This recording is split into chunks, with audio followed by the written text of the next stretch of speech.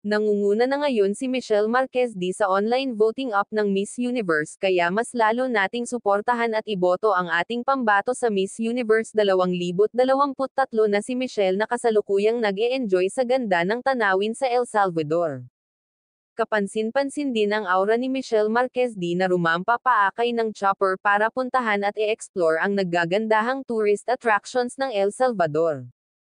Mapapansin mo sa outfit ni Michelle Marquez D na pambihira talaga ang kaseksihan, may panlaban talaga ang figure ni Michelle Marquez D. At makikita mo dito si Michelle Marquez D sa yate na nangingibabaw ang kanyang aura at figure na parang kinain ng buo ang mga kasabayan niya sa yate. Hindi rin mawawala kay Michelle Marquez D ang hilig niya sa photoshoot at pagkukuha ng pictures at video everywhere. Relax na relax si Michelle Marquez D sa bawat activities ng Miss Universe sa El Salvador.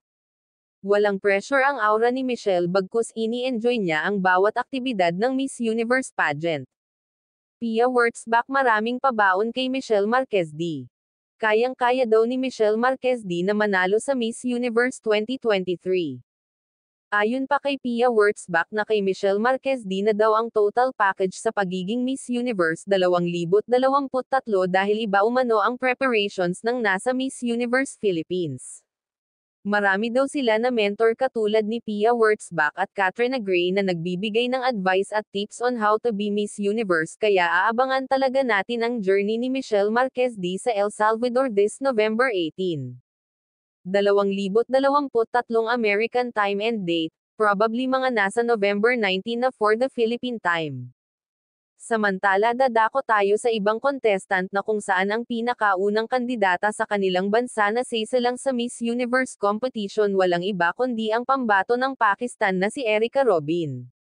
Si Erica Robin ay isang Karachi-based model na kauna-unahang nanalo ng Miss Universe Pakistan noong nakaraang buwan lamang.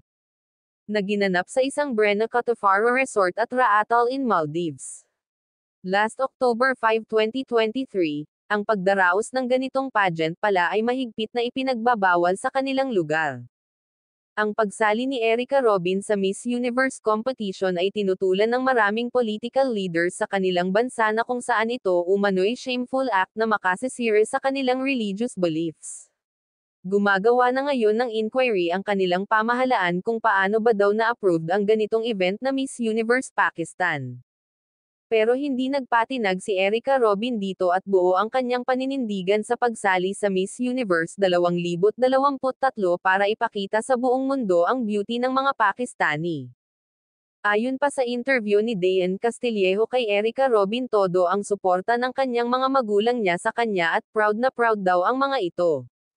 Mahilig daw din si Erica Robin sa pagkaing Pinoy lalong-lalo na ang halo-halo. Si Katrina Gray daw ang pinaka-idol niya na beauty queen at Miss Universe sa kasaysayan ng pageant.